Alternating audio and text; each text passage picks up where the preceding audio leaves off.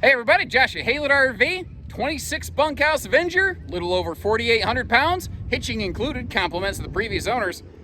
And I ain't real convinced it was ever used a whole heck of a lot.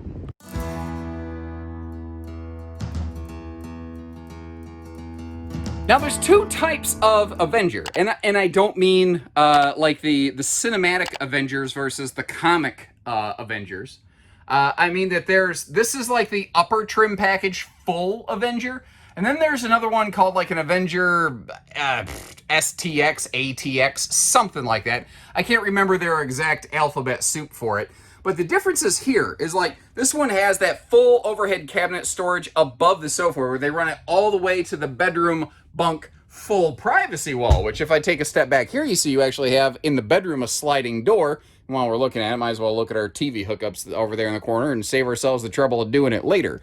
But like you've got the entertainment package, we have centralized air. Everything is just nudged up a notch here. Like the sealed edge countertops for the dinette and the kitchen space here. Although interestingly, over in the bathroom, it does drop back to a T-mold. But hey, now there's a little space for a wastebasket below the sink. I think you could also squeeze a little one over there in the corner if you needed, and not really block up the jackknife kind of fold down sleeper sofa space right there.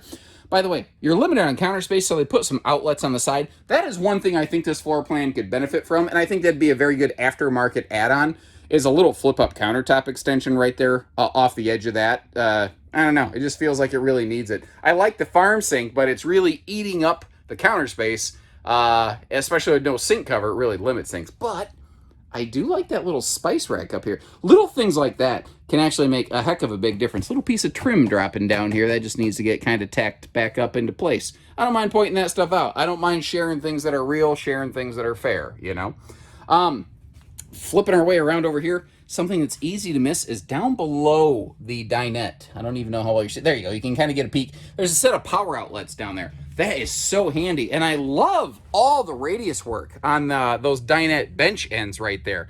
It just doesn't, and they do the same thing on the overhead cabinets, you might notice. It just doesn't look so jagged. It just doesn't look cheap to me. I prefer things with that nice rounded edge. I bet that's an aspect of human psychology. I bet human beings perceive things with rounded edges as better than square edges. Just a guess. I have no clue. I'm not a psychologist or anything like that. I do like, this is interesting though, the entertainment and bunk privacy wall, kind of one object here. But when you're sitting at the dinette or when you're sitting at the sofa where we were a second ago, it's nice and easy viewing. Now, obviously, if somebody's sitting here, they could kind of be in your way. So, what if I was sitting there? How much room do you have to look around me? I don't know. Let's find out. I guess the short answer is, my sweaty fat head would block enough of the screen, you'd probably get really tired of looking at me. So my head would be in the way, obviously, but no slide campers like this. I don't think you're really getting into one with the intention of spending all of your time inside the camper. I'm wondering, are there USB plugs or power outlets or anything up here? There's not. Huh. You know, that almost surprises me a little bit. It is not exactly brand new, but that does seem to be a thing that a lot of bunkhouses have. Although, both of these windows over here do open for airflow, which is nice. Now, this RV has what's called a split bath, where the sink is outside of the rest of the bathroom. Now, that's not the kitchen sink, so, you know, this is a dedicated bathroom sink. It can be nice for some people, because, like, if somebody's in the bathroom for a while or taking a shower and somebody else needs to wash their hands or brush their teeth or whatever, two people can be doing stuff at the same time. But if there is the potential argument to be made, I don't like that I have to leave the room and touch things like door handles after I've done my business here. Well, there's different floor plans made for different people. You need to buy the one that works best for you. I'm just going to kind of give you the A and the B and tell you what they are and what they aren't, and hey, we'll go from there. Now, bunk model with a tub, which is pretty common, but I like the full shower surround, and this is a taller ceiling camper. And just to kind of demonstrate that, I'm actually going to climb into the shower here with you. Oh, actually, no, that came out. I just saw something.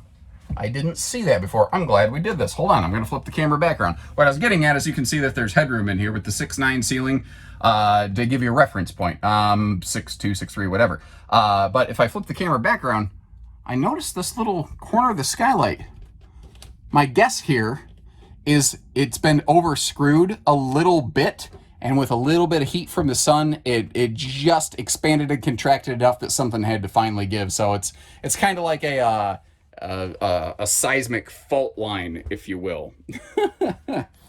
As we come out here, it does have vented flooring or heating in the floors, which means that, yeah, especially, you know, I actually think that's a miss. Now, I am a person who very often defends floor ducted heating for its superior heating qualities. And this RV does have an enclosed underbelly, so it does have a little bit better extended season capability than some.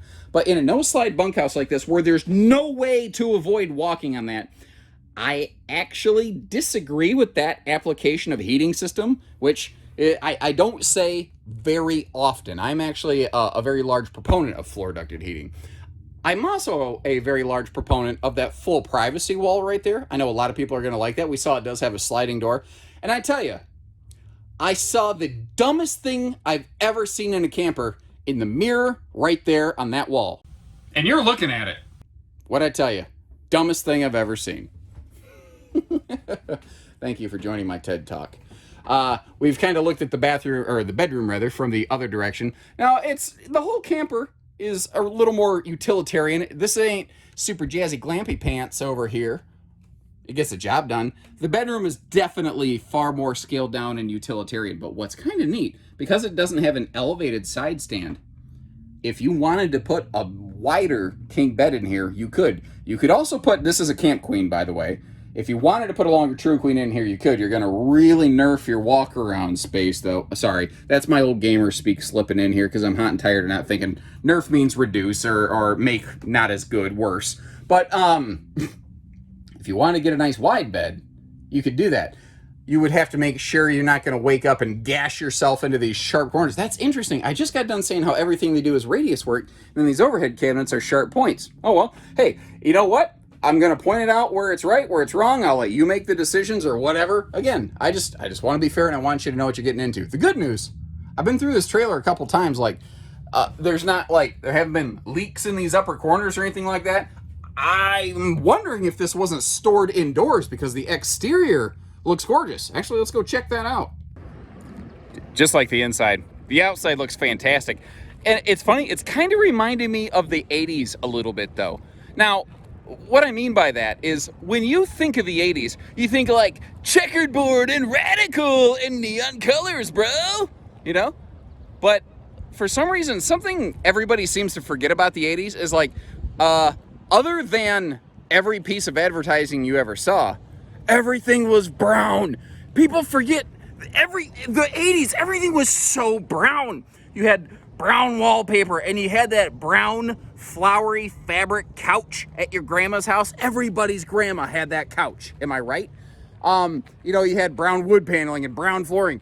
Everything was brown. Well, that's kind of what I mean by this trailer. Everything on this is 3 shades of glorious brown, brown, and browner. Now, in that front pass-through, you saw the previous owner's hitching. You can see we have ourselves a nicely sized patio awning on that. And to the left of that campsite viewing door, you do have an outside TV hookup, which is kind of cool. This being the upper level Avenger, it does have the nicer Tony Stark style shiny wheels there. Had to slip a Marvel Avengers bad joke in there somewhere. No camp kitchen, but a lot of people look for no camp kitchen, and they just want all the storage space they can get. That's where this one comes in right here. So we worked our way around the back. I want to mention it does have a walkable roof. It just lacks a ladder. That is very common in this class of travel trailer and has actually become more common in this past year. Above the bathroom, you can see where there's that roof vent, that max air vent cover right there. And there's a couple clutch little details over here I want to point out before we wrap things up. First of all, a hot and cold outside utility shower. Very nice, especially considering it's right next to our sewer station. And then secondly, a black tank flush, which a no-slide little bunkhouse like this very often lacks. I forgot to wrap up my video. So if you like what you see, give us a call. We'll get you camping. Take care, stay safe, have fun, and happy camping, everyone.